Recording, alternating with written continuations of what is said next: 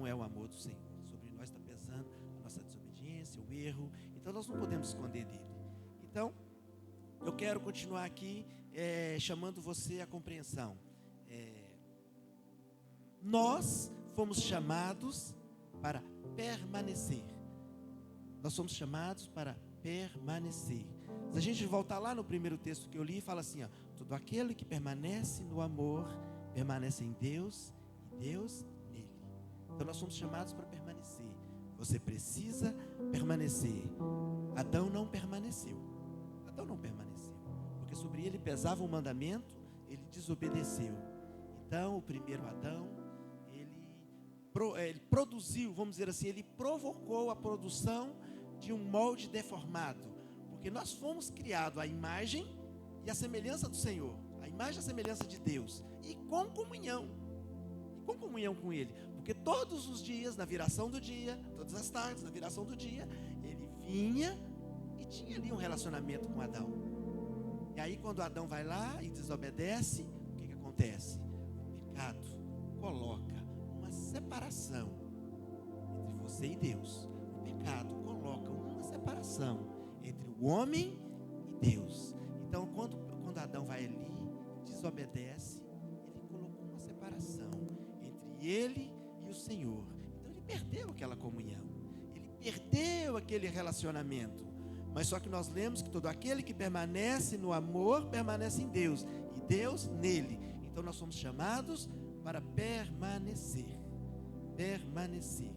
Então, permanecer às vezes é uma palavra difícil, porque ela traz inúmeros desafios. E 1 João, no capítulo 5, no versículo 3, diz assim: porque nisto consiste o amor de Deus, obedecer os seus mandamentos.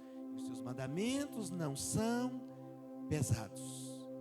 Os mandamentos do Senhor é uma segurança para nós. Quando tem um abismo aqui, e aí tem uma cerca, aquela cerca ela é o mandamento, ela está dizendo, olha, se você passar dessa cerca, você se dá mal. Então, o mandamento, ele é uma proteção para nós. Nós precisamos olhar para os mandamentos como uma proteção, como uma segurança. Não é algo para nos impedir disso ou daquilo, mas é uma forma, é uma garantia. Quando eu olho para os mandamentos e eu coloco o meu coração neles e eu busco obedecê-los dia após dia, eu estou dizendo, eu não estou saindo do centro da vontade do meu Pai. Agora, se o centro da vontade do meu Pai é dentro dos mandamentos e eu ultrapasso o mandamento, eu estou fora da vontade. Então isso é muito importante, gente. Então eu tento falar com vocês aqui de uma forma muito simples, de uma forma assim, bem mineira, né? O mineiro fala de uma forma simples. Eu sou um mineiro, e não um mineiro da capital, eu sou um mineiro da roça, do brejo, né? Então assim, eu falo de uma forma simples. Mas se você me ouvir de forma simples, você vai aplicar verdades práticas na sua vida. Verdade que vai transformar a sua vida. Verdade que vai transformar o seu caminhar. Eu posso vir aqui, gente. Eu sou alguém que tem formação universitária. Eu sou alguém que sei falar bonito. Eu sou alguém que sei falar difícil. Mas isso não resolve. Eu entendi que Jesus falava de forma prática. Ele falava de forma objetiva. Ele tinha verdade, ele tem verdades celestiais, verdades eternas para dizer ao povo. Mas ele falava de grão de mostarda, ele falava de pé de figueira, ele falava de pé de espinheiro. Por quê? É porque ele queria ser uma pessoa que fosse bem clara, bem objetiva. Amém?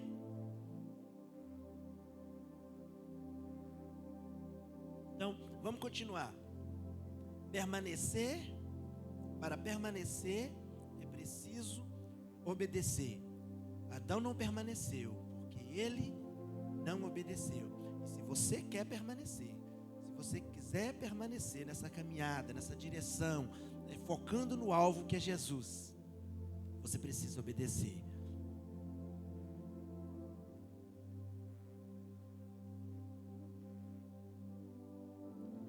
Aqui eu coloquei uma anotação que diz assim, olha, Adão não permaneceu porque ele não obedeceu, mas Jesus permaneceu porque ele obedeceu, e obedeceu até a morte. Então assim, não existe nada que possa obrigar eu e você a desobedecer o Senhor. Nada. Posso esquecer. Se existe alguma coisa que está fazendo você desobedecer qualquer mandamento que seja na palavra do Senhor, pode ter certeza que isso não vem do Senhor, porque Ele é justo, Ele é reto, Ele não vai fazer nada que obriga nós quebrarmos mandamentos que Ele mesmo estabeleceu. Ele mesmo não quebra mandamentos. Então, quando nós olhamos para Jesus, veio um bebê pequenininho, né? A gente pode até pensar que Ele era indefeso, mas Ele não era indefeso, Ele estava guardado. Da mesma forma que o Senhor guarda eu e você, Ele estava ali guardando aquele bebezinho, para que quando ele chegasse à idade plena, ele executasse o propósito do qual ele veio, né? Então a Bíblia diz que Jesus esvaziou-se de todo o seu poder, de toda a sua glória e veio. Mas aí então quando ele veio desprovido? Não, ele não veio desprovido. Quando Pedro arrancou da espada e queria defender Jesus ali no Getsemane, falou: Pedro, guarda a espada. Se eu quisesse, eu poderia assim convocar 12 legiões de anjos. Agora eu te pergunto, você sabe quantos anjos formam uma legião? Agora, são 12 legiões. Então assim, era anjo que não acabava mais. Então não precisava da espada de Pedro. Mas Pedro humanamente se invocou, ficou ali invocado com os homens e arrancou da espada. Jesus não era indefeso, ele não foi assassinado, ele subiu naquela cruz e morreu, ele se entregou para que eu e você tivesse vida, né? Então tem até uma música, eu não vou fazer propaganda dela aqui, que a pessoa falou que ele morreu assassinado numa cruz. Ele não morreu assassinado, ele se entregou para que eu e você tivesse vida. Amém? Então assim, o mundo tenta descaracterizar a obra do Senhor, a obra que Ele fez para nos resgatar. Mas deixa eu continuar, que não era isso que eu ia falar. Então, João 15:4 diz assim: permaneça em mim e eu permanecerei em vocês. Nenhum ramo pode dar fruto por si mesmo, se não permanecer na videira. Vocês também não podem dar fruto se não permanecer em mim. Gente, se nós queremos ser pessoas frutíferas, pessoas vitoriosas, pessoas com sucesso em tudo aquilo que faz, nós precisamos estar em Jesus. Nós não podemos falar assim: não, eu não posso investir tempo no conhecimento da palavra, eu não posso investir tempo no jejum, eu não posso investir tempo na oração, eu não posso investir tempo nas renúncias que eu preciso fazer, porque eu preciso ser produtivo. Não, para você ser produtivo, muito mais do que os outros, primeiro você precisa investir em Jesus, porque quando você está investindo nele, você está investindo em você mesmo. Tudo que você faz focando no reino, o resultado é você quem colhe. Não é que Deus vai ficar mais poderoso, não é que Jesus vai ficar mais glorioso, é você que vai ter mais dele em você. E aqui está dizendo, olha: permaneçam em mim e eu permanecerei em vocês. Nenhum ramo pode dar fruto por si mesmo, se não permanecer na videira. Vocês também não podem dar fruto se não permanecerem em mim. Mas agora, se eu e vocês permanecermos em Cristo, nós vamos dar muito fruto.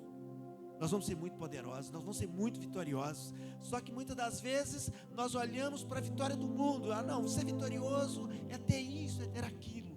Antes de ter coisa, é ser o que Deus espera de nós. Antes de ter, é ser. Antes de ter, é ser. Tem tanta gente que tem tanta coisa e queria ter a paz que nós temos.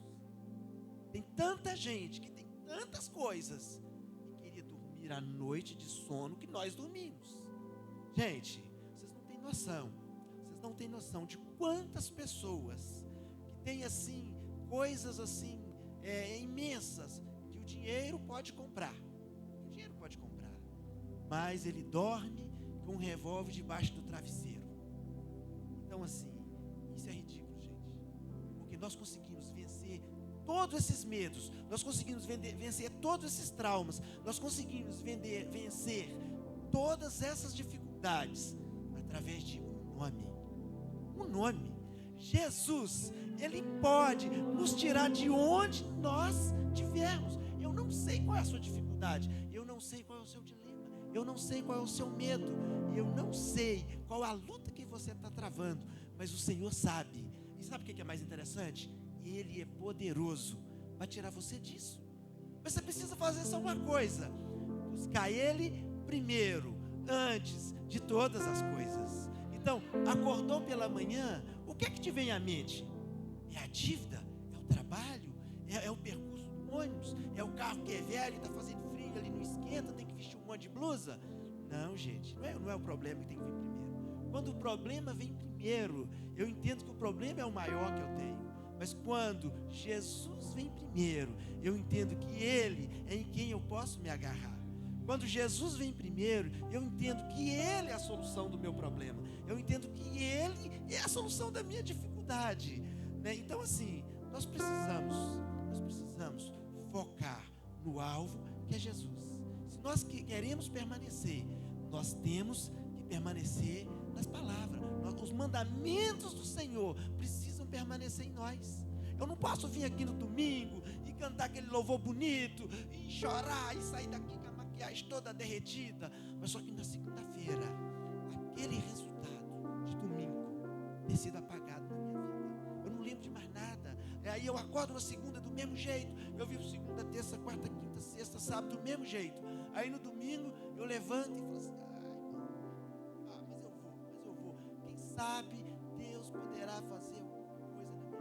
Misericórdia, gente. Misericórdia. Ele é o alvo da nossa soberana vocação. É só Ele é poderoso para guardar o nosso depósito. Cada renúncia que nós fazemos, nós estamos depositando na conta do Senhor. Cada ação que nós executamos, nós estamos depositando na conta do Senhor. Tudo que nós abrimos mão para que nós possamos estar mais perto dEle, Ele está vendo tudo. Ele está vendo tudo. E Pedro estava ali falando assim: ei, mestre, a gente está andando contigo aí, a gente abriu mão do barco cheio de peixe, né? Lembra daquela pesca maravilhosa? O barco ficou lá na praia cheio de peixe, né? Que pena pedir tudo, né? Aí ele falou: não, Pedro, vou te dar 100 vezes mais, ainda nessa vida. Entendeu, gente? Jesus estava empolgado? Será que ele mente? Ele mente? Ele não mente. Ele não inventou a verdade, ele é a verdade. Então, tudo que ele falou, você precisa crer. Porque se você duvidar de um ponto que seja, como é que você vai crer nos outros? Ah, não, eu creio nesse porque esse eu compreendi, mas eu duvido desse porque esse eu não compreendi. Ah, então tudo que você não compreende, você duvida? Tudo que você não compreende, você duvida? Tem muita gente que não sabe como uma coisa dessa funciona. Tem muita gente que não sabe como o microfone funciona. Ah, não, então eu duvido que funciona. Não é porque você não sabe que não está funcionando. Você e eu, nós temos a nossa compreensão limitada das coisas, mas Ele tem o entendimento pleno de tudo, porque foi Ele que fez tudo. Jesus estava falando com os discípulos assim: olha, eu tenho tanta coisa para explicar para vocês, mas vocês não têm condição de entender, mas vai chegar um dia que vocês vão entender, né? Então, e aí o que Ele fez? Aos 40 dias após a ressurreição, Ele retornou para o céu, onde Ele estava antes. Quer dizer, Ele retornou para a sua glória, onde Ele estava antes. E aí Ele falou assim: olha, se eu não for, o Consolador não virá, mas se eu for, Ele vai vir, e Ele vai habitar em vocês, Ele vai habitar em nós. E aí sabe o que Ele faz? Ele nos convence todos os dias do pecado, da justiça e do juízo. Mas só que eu preciso dar lugar para Ele. Até dormiu. Eu preciso dar lugar para Ele. Tem que ter uma passagem bíblica que fala assim: não extingais o Espírito. O que é isso? Nós temos poder para extinguir o Espírito Santo? Isso não existe, gente. Ninguém tem poder para isso. Ninguém tem poder para isso. Mas nós temos o poder, a capacidade de extinguir a ação dele na nossa vida. Ele fala assim: Valdeci, faz isso. Eu não faço. Valdeci, não vá por ali. Eu vou. Valdeci, não tome essa decisão. Eu tomo. Eu não estou sendo guiado pelo Espírito. Mas aí um dia, eu estava desobediente pra caramba. Eu falava assim: não faz isso. E eu fazia. Deixa eu contar a vocês um negócio. Todo mundo sabe aqui que a minha formação é engenharia mecânica. Eu trabalho com mecânica há quase 30 anos. E assim, mecânica pensa uma pessoa que falta um parafuso, mecânicos. E aí, eu estava mexendo com umas sucatas lá assim, eu joguei no lixo. Aí dentro de mim bradou assim uma voz dizendo: não jogue isso fora, você vai precisar. Assim, eu nunca vou precisar. Tá, joguei no lixo. Joguei no lixo e tal. Aí daí a pouco, tipo, umas 3 horas depois, falei: gente, cadê aquele negócio? Aí a mesma voz falou comigo: eu te falei para você guardar. Aí eu fui lá revirar o lixo para achar o negócio. Entendeu, gente? Aí você fala assim: Valdeci, isso é direção do Espírito? Sim. Você acorda de manhã, está saindo lá na sua rua, aí o Espírito Santo fala contigo: não passa por aqui, passa por aqui. Aí você, como é que você responde interiormente? Você fala assim: eu passo por aqui todo dia. O que você faz? Você passa por ali. É assim, gente. Eu saí do serviço 1h da manhã, a 13, não tinha nada, era um deserto. Aí eu vinha a 120 km por hora. Voando. E aí eu saí assim, da 40, subi na 13, acelerei. Aí bradou dentro de mim: você não acha que você está rápido demais? Aí eu pensei: muito rápido demais. Aí, assim, é como se aquele mesmo Espírito falasse comigo assim: aquele carro vai trocar de faixa, você não vai ter tempo de parar. E aí na hora eu tirei o pé. Tirei o pé assim. Quando eu tirei o pé, o cara trocou de faixa. Então, gente, nós precisamos ser guiados pelo Espírito. Ele não veio à toa. Ele não veio à toa. Ele veio para consolar eu e você. Ele veio para nos direcionar. Ele veio para nos dar paz. Ele veio para nos dar sabedoria. Ele veio para ecoar as verdades bíblicas dentro de nós.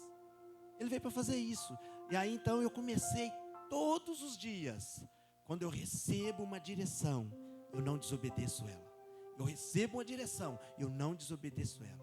E aí eu me lembro que eu estava assim meio que lutando com alguns direcionamentos.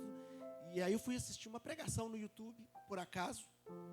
E aí o pastor Luciano Subirá estava falando assim: às vezes nós reclamamos que nós não recebemos certos direcionamentos na vida pelo Espírito Santo.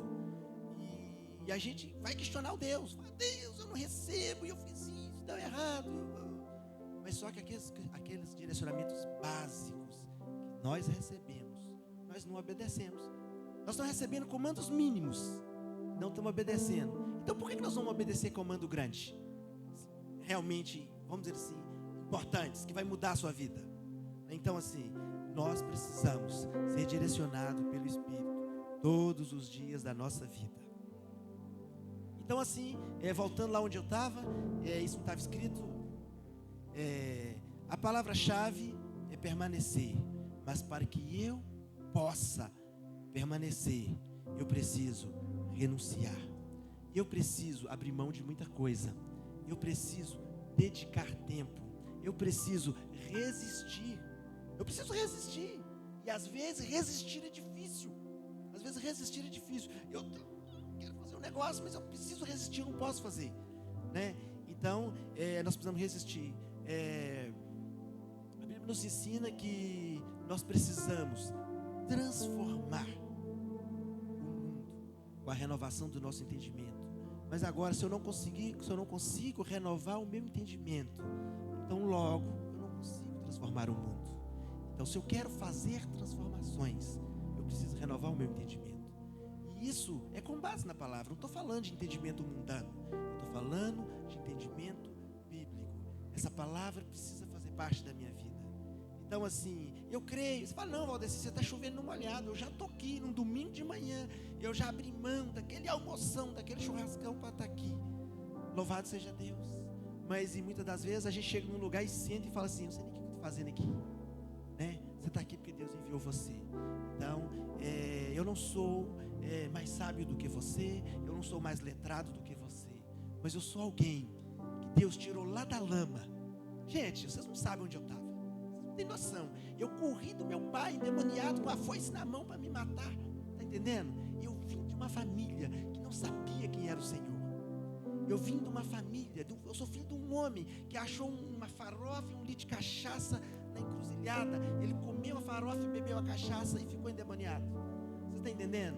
Então, se Deus me trouxe aqui e me limpou dessa maneira, imagine o que Ele pode fazer com você, aleluia. Gente, vocês não têm noção. Vocês não têm noção.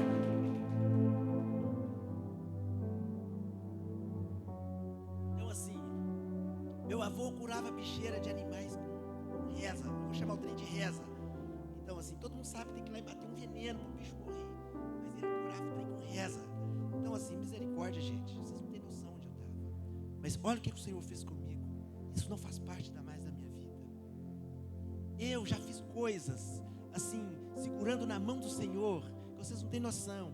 Problemas, gente, se eu contar para vocês que Deus conserta carro, que o Senhor conserta carro, vocês vão ficar de boca aberta. Esse cara está contando história. E eu só estou aqui porque um dia ele estendeu a mão e falou assim: olha, eu vou te mostrar o que é andar comigo. A sua vida vai mudar. Eu tinha, gente, 12 anos e eu vi o Senhor pela primeira vez na minha vida. Eu vi. Não foi ninguém que me contou, eu vi. Você está entendendo? E a partir daí ele começou a me chamar, ele começou a me pegar pela mão, me direcionar. E um dia, eu fiz uma prova com ele. Eu tinha problemas assim, não vou dizer problemas, mas circunstâncias que eu não conseguia resolver e que eu queria resolver baseado naquilo que eu acreditava. Vou só contar um exemplo para vocês aqui. Eu trabalhava numa oficina em Betim, uma oficina grande, renomada. Éramos mais ou menos 70 mecânicos. Eu não era nem o mais velho, nem o mais experiente. Mas talvez eu era o mais curioso e o que confiava e que confia intimamente no Senhor. Todos os mecânicos tinham batido no caminhão, não conseguia resolver. E aí o chefe virou para mim, ele era um chefinho pequenininho assim, e falou comigo assim: toma aqui o papel, eu preciso que você olhe esse caminhão. E eu falei: mas o papel está sujo, todo amassado. Ele falou: que você já passou na mão de uns 10 mecânicos. E aí eu falei: o que é? Aí foi, me explicou e tal, que era uma falta de potência. E eu falei assim: mas está de tarde, só amanhã. Ele falou: não, só amanhã. Eu falei: não, tá bom, só amanhã. Aí eu fui para casa. E aí eu fiz o que eu mais amo. Eu falei: Senhor, sabe aquele problema? Aquele problema não é meu. Aquele problema é do cara. Mas eu fui chamado para resolver. Eu não sei o que está parando o caminhão do cara. Mas o Senhor sabe. Porque o Senhor sabe de todas as coisas. Eu sei que eu não sou melhor do que ninguém. Mas o Senhor conhece o meu coração. Não é para a minha glória, é para a glória do seu nome. Me mostra onde está, que eu vou resolver. E o seu nome vai ser glorificado naquele lugar. E aí, eu fui dormir. Aí no outro dia, levantei cedo e eu tinha sonhado de noite. Eu tinha sonhado. Eu sonhei no sonho que eu estava lutando com o caminhão e não achava o problema. Aí o Senhor falou comigo assim: você já olhou isso? Eu falei: não olhei não. Ele falou assim: dá uma olhada lá dentro. Eu falei: mas é impossível. Ele falou: não, dá uma olhada. Aí quando eu desmontei, tinha uma peneirinha cheia de mosquitinho, pozinho, né? E aí eu acordei de manhã com isso na mente. Falei: aleluia. Cheguei lá, primeira coisa que eu fiz, desmontei tudo, tirei o negócio para fora, dentro de uma peneirinha. Quando eu puxei, estava entupida, do mesmo jeito que eu vi no sonho. Eu nunca tinha tocado naquilo na minha vida. O Senhor que me mostrou. Aí eu peguei aquilo, lavei bem lavado, remontei, instalei, chamei o dono do caminhão, falei: vamos dar uma volta? Aí quando nós saímos assim da garagem, porque lá tem uma pista de teste de 30 quilômetros. Quando nós saímos da garagem assim, que nós aceleramos o caminhão já fez eu falei assim: resolveu. Cara, o que você fez? Eu falei assim: o Senhor é comigo. Ele me mostrou. E eu resolvi. E aí o chefe me perguntar: como é que você sabia onde estava? Rapidinho. Eu fiz uma oração de noite. E o Senhor me falou que eu tinha que olhar isso. E eu achei o problema. E está resolvido. E não foi só essa vez, foram várias vezes. Gente, eu estou falando de problema de caminhão. Imagina o que Ele pode fazer com você. E foi Ele que criou. Ele ama você. Ele ama você. O Senhor faz tudo para guardar você em plena saúde, em plena graça. Você está entendendo? Então você é a coroa da criação do Senhor. Você é precioso aos olhos do Senhor. Você é alguém que está convidado a estar com Ele nas mansões celestiais. Por que Ele vai deixar você viver de qualquer maneira? Está entendendo? Mas e como é que eu faço isso? Nós precisamos entender o seguinte.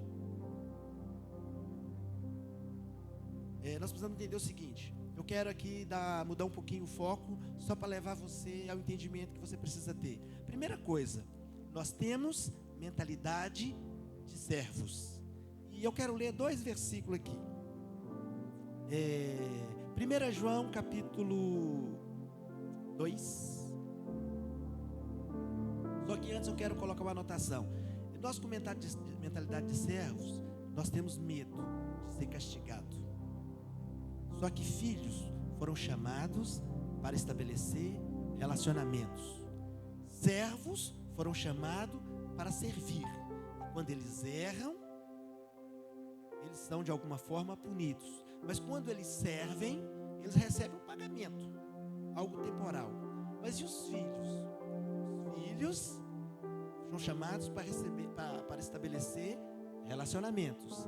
Aqui quem teve pai agricultor, ou fazendeiro, ou empresário, sabe, o empregado entra segunda cedo e trabalha, e sai na sexta de tarde ou no sábado e recebe um pagamento. Mas e o filho que trabalhou com o pai a semana inteira? Recebe pagamento? Não recebe, gente. O filho não recebe pagamento. Sabe por que não recebe? Porque tudo é dele. É isso. Às vezes nós estamos querendo receber pagamentos do Senhor, mas nós não recebemos. Sabe por quê? Porque tudo é nosso. Você está trabalhando para você mesmo. Entendeu? Então nós precisamos de acabar com a mentalidade de servo. Aí você fala assim: ah não, o filho foi chamado para estabelecer relacionamento, mas o filho peca. Filho peca, gente. Ai, filho peca. Só que eu quero ler 1 João capítulo 2, versículo 1, que fala assim: meus filhos, meus filhinhos, escrevo-lhe estas coisas para que vocês não pequem. Se porém alguém pecar, temos um intercessor junto ao Pai, Jesus Cristo o justo. Ele é a propiciação pelos nossos pecados, e não somente pelos nossos, mas também pelos pecados de todo o mundo. Sabemos que o conhecemos, se obedecemos os seus mandamentos. Aquele que diz eu conheço, mas não obedece os seus mandamentos, é mentiroso, e a verdade não está nele. Mas se alguém obedece a sua palavra, nele verdadeiramente o amor de Deus está aperfeiçoado. Desta forma, sabemos que estamos nele. Então, eu só quero... Ian, por favor, projeta para mim 1 João capítulo 4, versículo 18, por gentileza. Eu quero só fazer um contraste aqui. Olha ali, o que está escrito? Aquele que tem medo não está aperfeiçoado no amor. Agora, o que eu estou lendo aqui no versículo 5? Mas se alguém obedece a sua palavra, nele verdadeiramente o amor de Deus está aperfeiçoado. Entenderam? Entenderam? Aleluia. Então, dessa forma, sabemos que estamos nele. Então, se eu estou com medo de Deus, o amor não está aperfeiçoado. Mas se eu não... Mas se alguém obedece a sua palavra, nele verdadeiramente o amor de Deus está aperfeiçoado. Então, ou seja, se eu estou com medo, o amor não está aperfeiçoado. Mas se eu estou obedecendo, o amor está aperfeiçoado. Se eu obedeço, eu não preciso ter medo, porque o medo é resultado de uma desobediência. Amém? Aleluia. Ora, o servo não fica na casa, não fica para sempre na casa. João 8,35. O servo não fica para sempre em casa, mas o filho fica. E João 15,15 diz assim: já não vos chamei de servos, porque o servo não sabe o que faz ao seu senhor, mas tenho-vos chamado amigos, por tudo quanto ouvi de meu Pai, vos tenho feito conhecer. Então assim, nós precisamos mudar a nossa mentalidade. Eu me lembro que quando eu estava ali, novo convertido, então eu era servo. Não, gente, não fomos chamados para ser servo, fomos chamados para ser filho, para ser amigo. Nós fomos chamados para ser co-herdeiro com Cristo. Servo não tem herança com Cristo. O servo é um trabalhador. E o servo não conhece a vontade do Senhor. E a Bíblia diz que o servo só faz aquilo que é mandado. Então assim, nós somos filhos. Nós somos herdeiros de Deus e co-herdeiros com Cristo. Servos é simplesmente um trabalhador. Servos não têm herança. Eu pergunto a Gisele aqui, ela é fazendeira. Os trabalhadores lá têm herança com vocês? Tem. O trabalhador não tem herança na casa. Ele só tem um salário no fim do mês. Agora os filhos são herdeiros, gente. Então nós precisamos entender que nós somos filhos. Nós somos filhos. Você é filho. Então nós precisamos ter a mentalidade de filhos.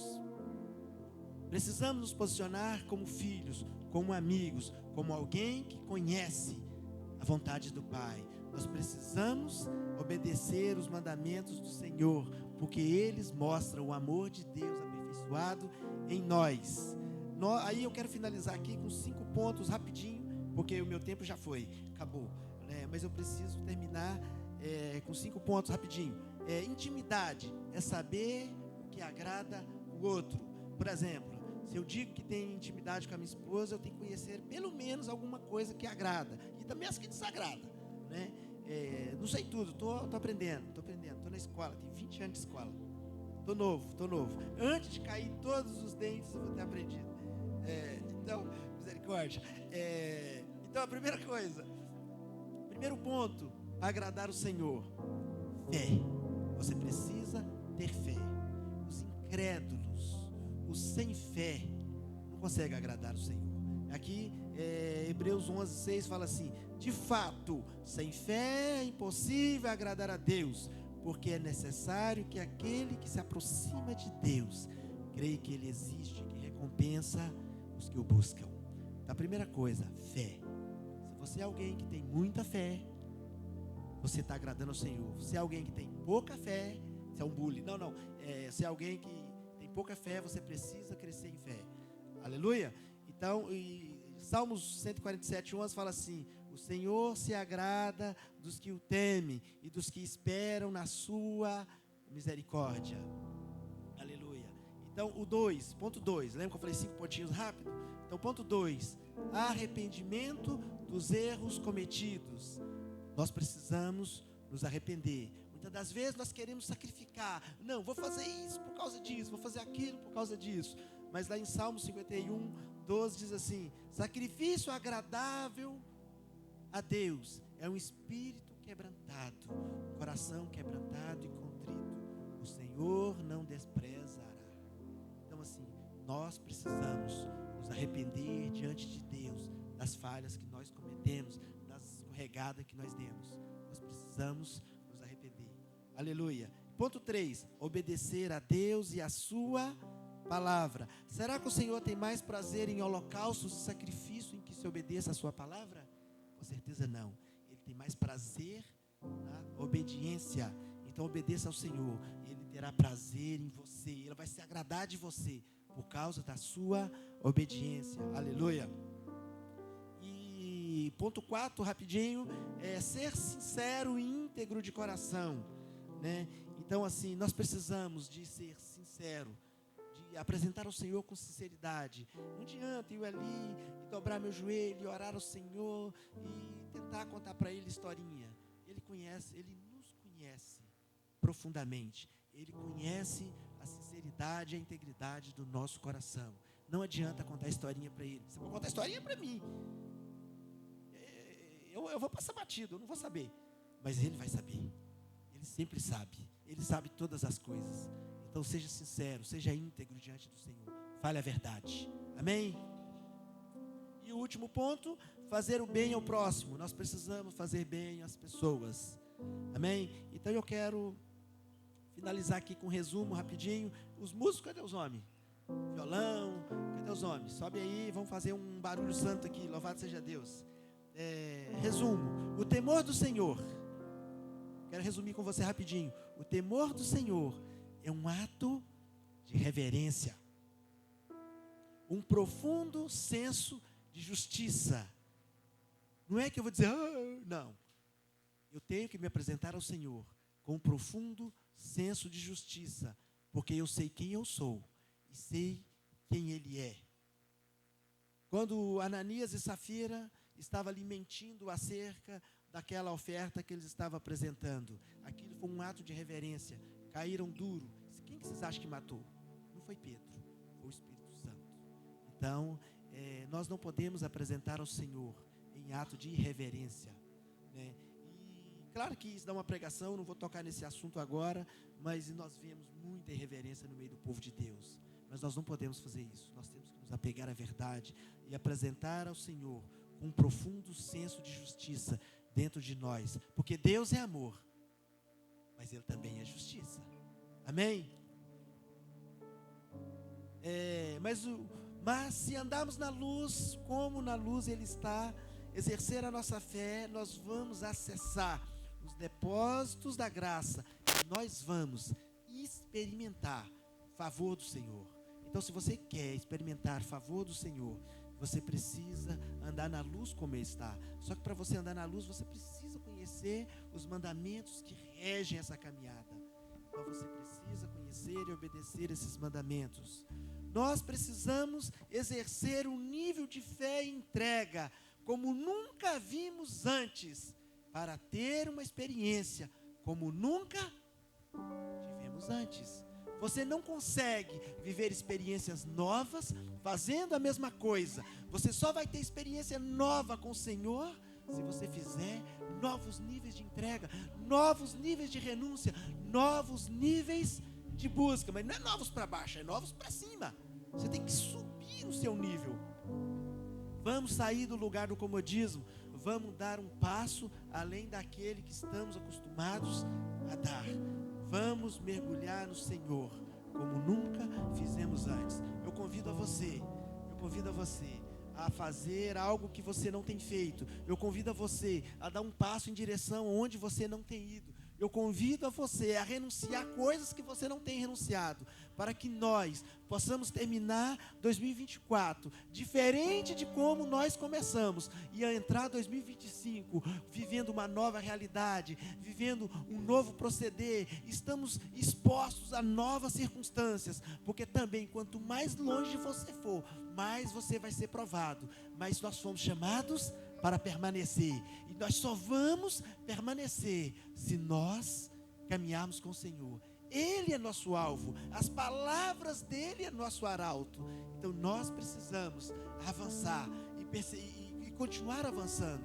Nós não podemos viver uma vida de comodismo.